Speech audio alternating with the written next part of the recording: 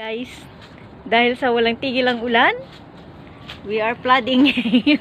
My love, look at the water. Oh, in the under the bus. So, ayan guys, oh, naka ano ako.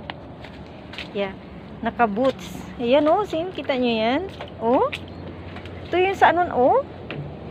Guys, ito yung sa harap ng aming bus.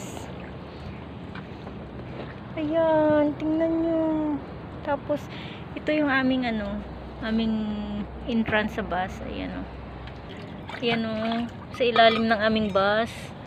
Ayan. Tapos yung mga binilad ko, wala na. Nabasa lahat. Ayan o. Kasi kababalik lang namin eh. Nabasa.